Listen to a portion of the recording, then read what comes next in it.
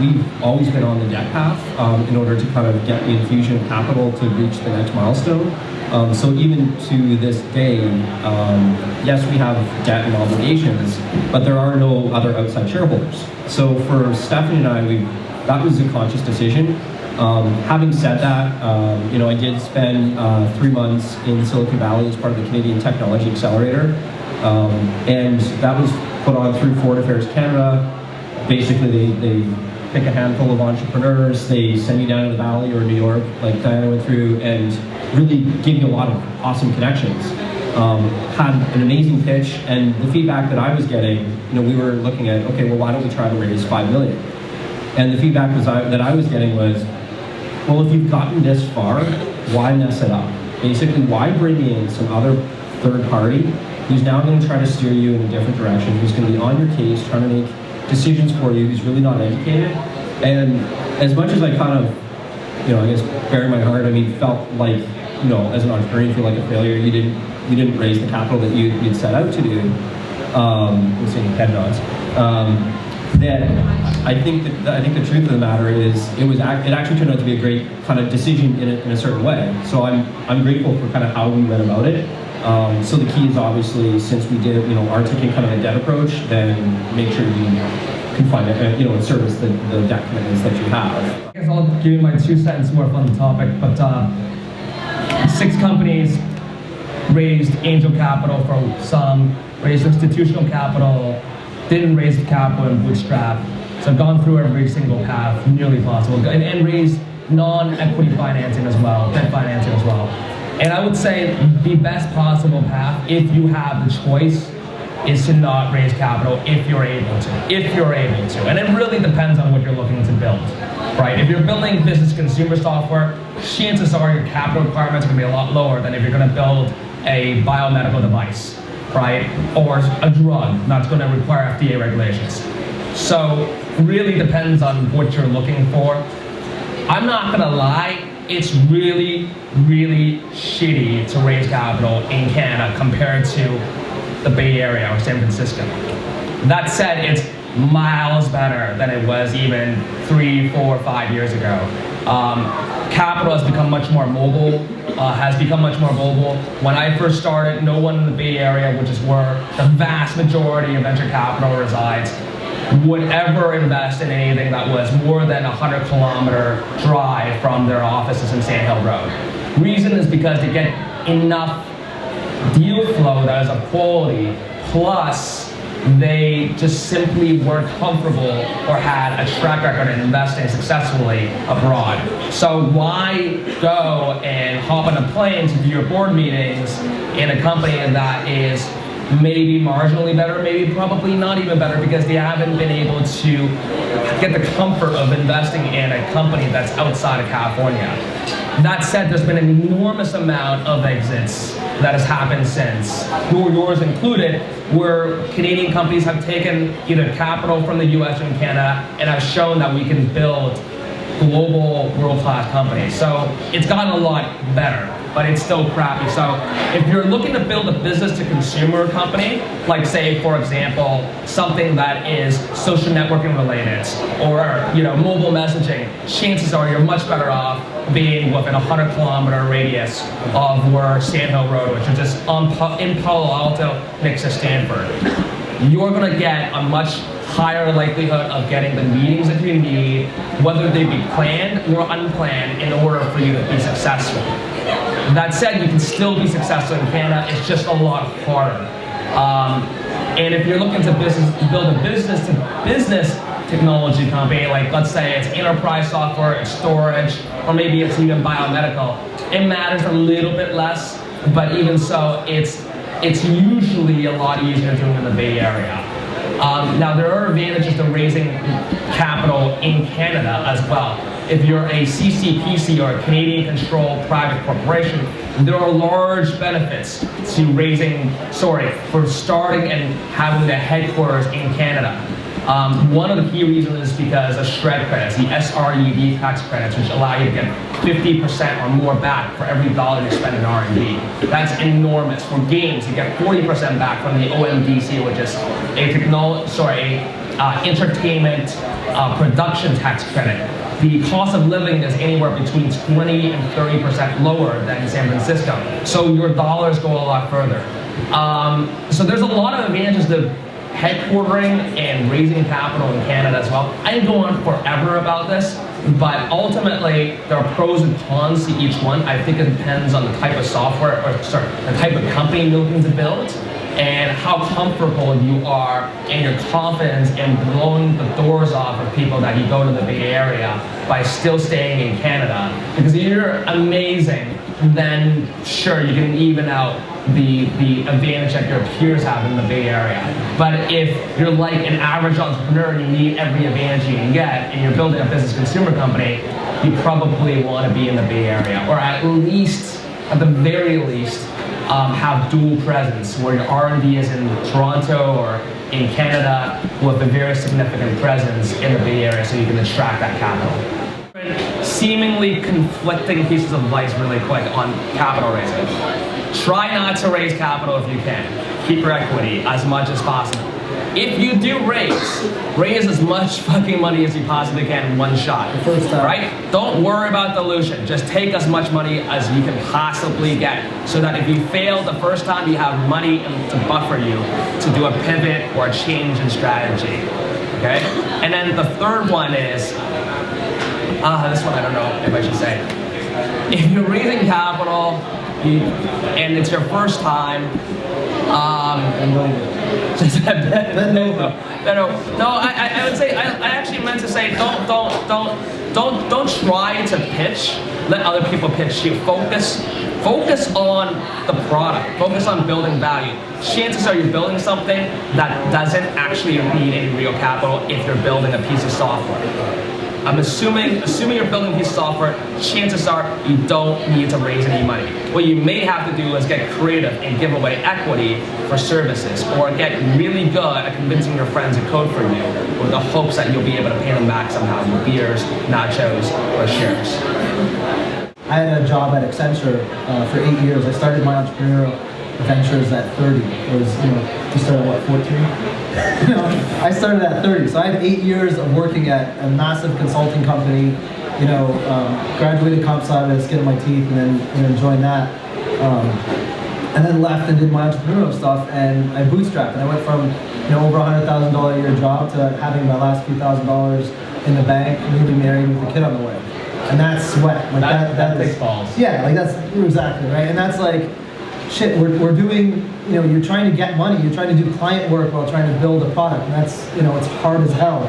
And I know a lot of guys start out by starting with a couple of guys doing client work, and that may be great if that's what you want to do, like a professional services company, right? You can grow that, and you can, add people and make margins off them. It's a great slave trade. It's terrific. But Talk about the client work versus. Yeah. Like, what did you mean by that? Just so client work is like you go out and you get like the Wave, and then Wave wants to build an app, and you're building an app for them, and then you also have an idea where you want to do, the next great social media application. And they might be unrelated, but you need money over here to fund this one over here. And the challenge is that if you're a small team, how do you dedicate resources to do what you want to do in order to fill the obligations that you have to do to get the money? And you can't do it. I mean, it's extremely difficult unless you're in the enviable position where, let's say the Wave is a client of yours and they want a menu ordering application, and your idea just happens to be a menu ordering application, so you're basically funding the first version of your product, which is gold. It's difficult. You're not going to be able to do your product and professional services work at the same time. Forget about it.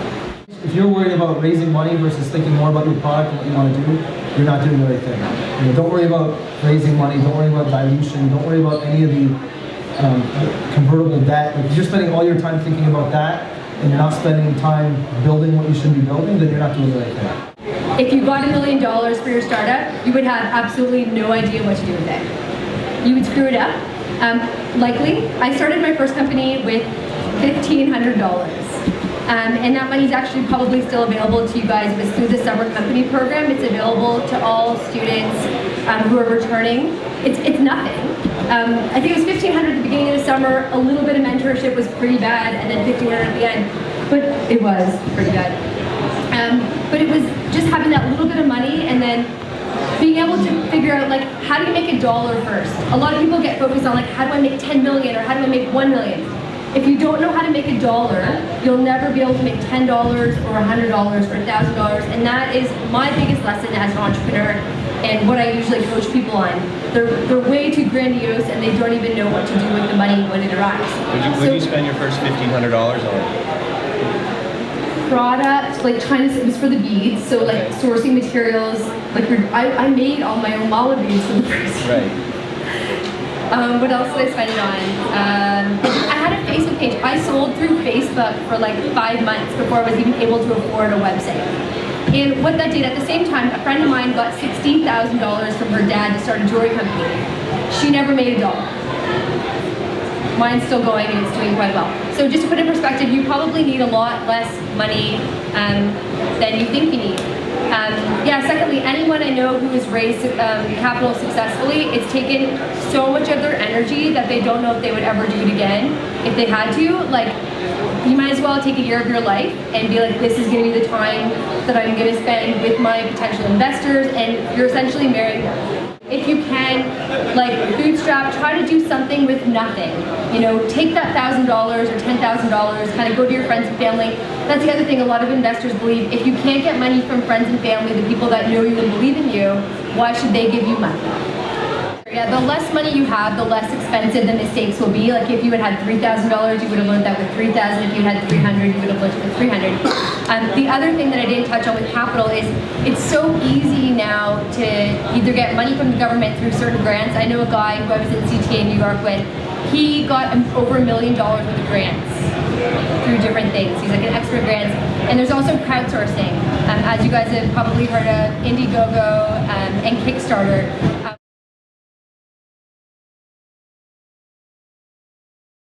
If you're a technical company and you don't have a technical co-founder, get a technical co-founder.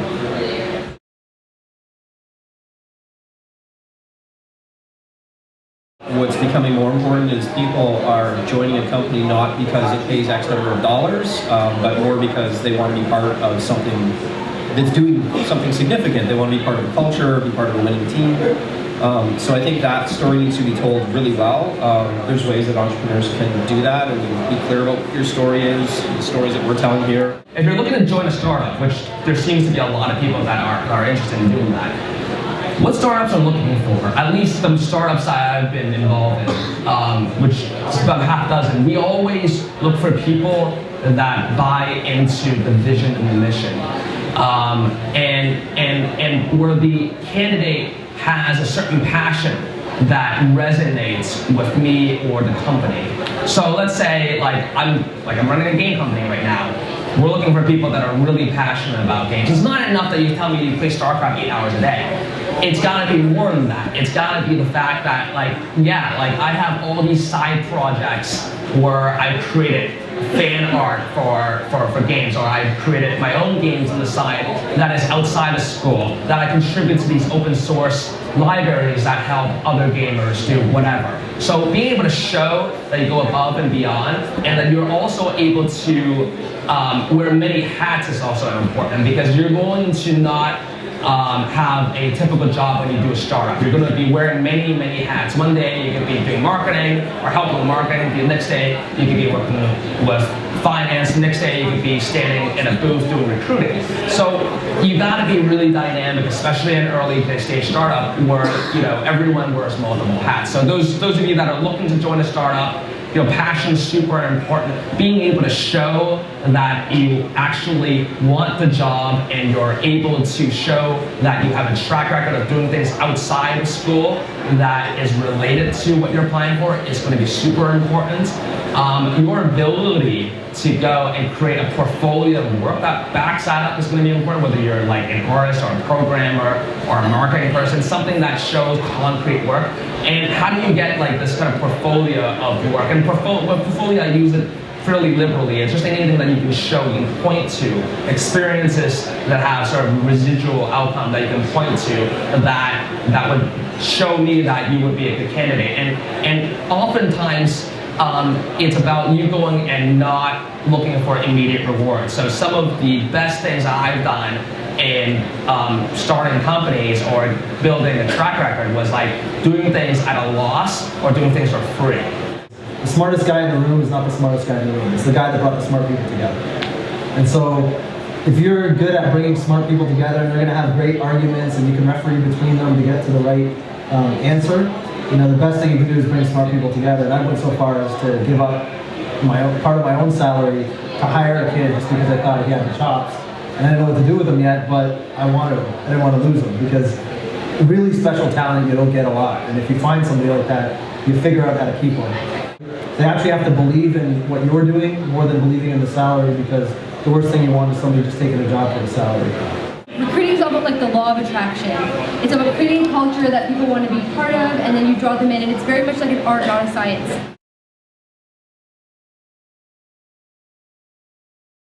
Culture is everything. And culture starts at a mission and vision, and it usually takes the form of a story. And if you've got a great story, you'll much more likely to attract great people. Great people are not driven by money. They're not driven by, specific work. They're driven by the fact that there's meaning in what they're doing.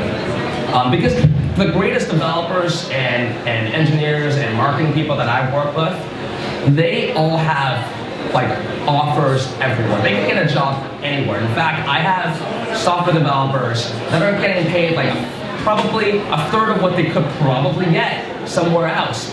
But they're working with us because they love games. They believe in the disruptive technology that we're building behind the games, which happens to be HTML5, which people go on. And we have a fantastic culture. And culture is about vision and mission, but it's also how you treat people and how you evaluate people.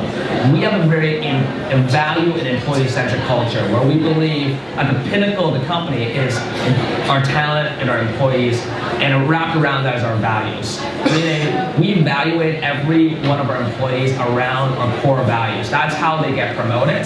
That's how they get raises. That's how they get bonuses. And we spell these values very clearly to them. And we do this for the sole reason of building a culture that would attract and retain great people. And we also do other things that a lot of times people see it as just perks, but the perks also play into the culture. So some of the perks that we give, and I'll tell you why it is we do so many perks, and it's to attract top talent. Is we cater breakfast, lunch, and dinner if they stick around. We have an in-office masseuse that comes in on a weekly basis. We do parties every single month. Don't do that with friends and family money. No, you gotta be ideally profitable, or you raise a crap ton of feces. We're fortunate to be profitable, so we throw a lot of crazy parties. We go go-karting, we go paintballing, we have crazy activities every month. And why is that? It's because I know so many of my employees can just pick up the phone, just go on email and reply to any number of messages that come in weekly, and work at another place where you can get 10, 50, 100, 300% more, in terms of total compensation. Now, while we can, as a small company, compete on cash, we can compete on culture, and we compete on stock or equity. And we can compete on responsibility and growth. So some of the people that we brought in, they've literally doubled their salaries since they've started, and they've doubled or tripled their responsibilities. The reason why that is because we believe in hiring people that are high potential. We don't necessarily just value experience. We believe skill and talent and drive is really important. And people know that when they come and interview with us, because they've heard that through the grapevine from other employees. And that's why they would turn down. We've competed with people like Mozilla, Google, Facebook, and we've had people that have offers from all these top employers that chosen to work at our company because of all these things around culture, around values, around perks, around growth. So if you're a startup, don't think that just because you don't have cash to compete at an equal playing field as the big boys, you have something else, which is responsibility and growth, and also equity. But equity should be almost secondary to everything else, because if you got a good story and you're doing something really interesting and resonates with a top person, they're going to care more about that than anything else.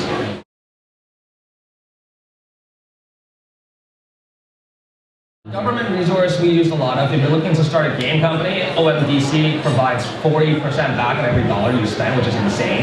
And there are grants that you can apply for, which are awesome, that you can't find anywhere else in the world.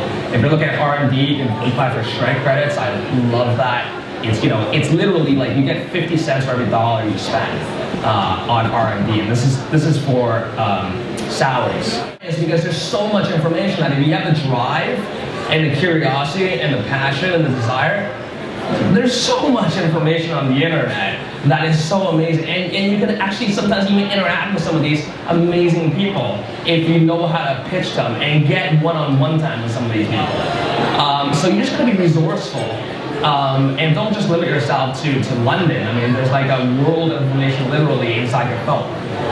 With the internet, there's almost no excuse for you to fail. Like you can be anywhere. That's a tweetable. Someone should No, tweet that. seriously. Well, the internet, like you have access to information that would like within like 2 minutes of Google searching, I can give you information that would like cover all this stuff and make us look retarded. Like it's that good. So on that point, so the internet is there. Everyone has access to it, but you know, not all of us are yet Albert. And I think the reason why is it's a perspective thing. The difference between, you know, a non-entrepreneur and an entrepreneur is an entrepreneur knows how to leverage their resources, and the Well, I'm internet. a better quote. One of my investors, James Hong, he's the founder of Hot or Not. This is the best quote. They know how to leverage resources they don't have. That's a true entrepreneur. True.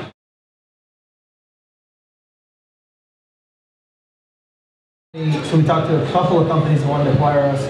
One of them was a large gaming company that wanted technology, didn't care about what we wanted to build. The second, smaller company, actually wanted to take our platform and make it the bedrock of their company. And so, and they had the relationships that we wanted to form. So, you know, guys like Samsung, like Toshiba, like big telcos, like those kinds of companies, your sales cycle alone, no matter what you have, is a year, year and a half in. And so I'd known this other company, they already had the relationships, they loved the technology, they loved the team, and really it was almost like a nice marriage that that allowed me to get the things that I wanted out of what we're doing in the venture and keep it really rolling with a bigger brother. So that's why we did it. I mean, it's, and you know, I've done it twice in terms of flipping early. And then there's a stigma that goes along with that sometimes. I have a strong opinion about this. Yeah. So it's called flip early and flip often. It's like when I was in my late teens with my two co-founders, we all decided we could have gone down and just kept plowing, or we could have taken an offer that allows us to basically not ever have to work again for the rest of our lives. Why did we choose that? It actually is not as obvious as you would think. Like, it wasn't so much just about the fact that it allows us to have financial freedom. It was about me being able to take this money and being able to do something else and take way more risk the next time and shoot for the moon the next time, or shoot closer to the moon the next time. So the other thing that was important to me is the guys that I hired went from making peanuts to being joined by this company making a lot more. And it was a great success for the team. You build something that somebody else values enough to buy off you for way more than what you put into it. That's a mark of achievement that carries with you to other opportunities. So the doors, the people that I met, you know, the networks that I'm into now, like, you know, I got the opportunity to invest in Crunch Fund through a network of guys that I knew based on what we've done. But, you know, that serial entrepreneur tag is something that's pretty powerful. That it's kind of, you can't put a value on that.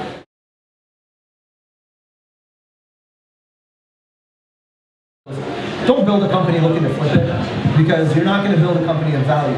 You build a company that you want to build, that you love building, and that somebody else is going to find value in it because that's what you did.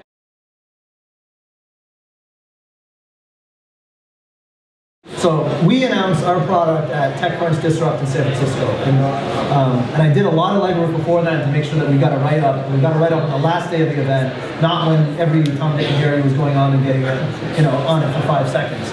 So we were on TechCrunch for like a day. Did you plan that? Yeah. Well, props. That's awesome. So we were on TechCrunch for like, I mean, the fact that we got it on the last day I didn't plan, but I knew that we were all going to be busy profiling those companies that are coming up on stage.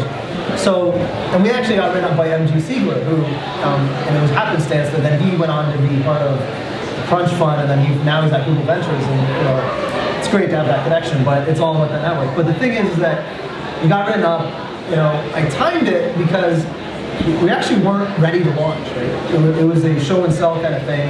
We had it, you know, you have to be skilled in those kind of things. But Facebook was being rumored to be launching an HTML5 platform called Project Spartan the week after TechCrunch disrupt. And so I said, guys, fuck it. We gotta be ready. We gotta launch. This is called an HTML5 OS. It has to be working well on mobile, and we got it there. I think it was working well. You know, it was basically alpha, and it was ready to go from an alpha perspective. And we weren't shy about that. We said it's alpha, open it up to private beta and developers, and we were on TechCrunch. We were the #1 story for 4 days. We had, if you go look at it right now, just Google Carbon with a Y, and you'll see the title is Forget Project Spartan. These guys have an HTML5 OS. And it was a great thing, and we did a video. And Did that lead to a sale? it lead to get acquired. Yes, so I have the same story. Yeah. We got acquired because of TechCrunch as well. Yeah. But it's not easy. You can't just write TechCrunch profile. No. So I think that, like, for me, the moral story is you don't have money for advertising, but you may have the creativity and the hustle to get PR, and a hype sells companies. Yeah. And so I don't even remember my point, but oh yeah. So based on that article, lawyer in Silicon Valley contacted me through LinkedIn, based out of Hamilton. Said, hey, great to see Canadians doing big things. Literally what he said, would love to chat sometime. Can I take your money? No. You didn't say that? No. You didn't say the pay? No, this guy is phenomenal. He said, we'd love to chat sometime. I'm like, shit, great. So I emailed him back. That night we got on the phone. He is the most instrumental person to me still to today, because he was a partner at the biggest Silicon Valley law firm that was doing, he was the M&A partner at the largest Silicon Valley law firm, and literally knew everybody in Silicon Valley and New York. So no matter when I landed, the guy would like drop emails, and whoever it was would take the meeting. So I met like the head of, you know, this. He basically set me up with 8 VC meetings at top level VCs in recent Horowitz, Kleiner Perkins, just based on who he was. And that was, you know, that's the value of getting written up. That's the value of, you know, being Canadian. The huge lesson right here is networking. Oh, yeah. Networking. This is all about networking. Yeah.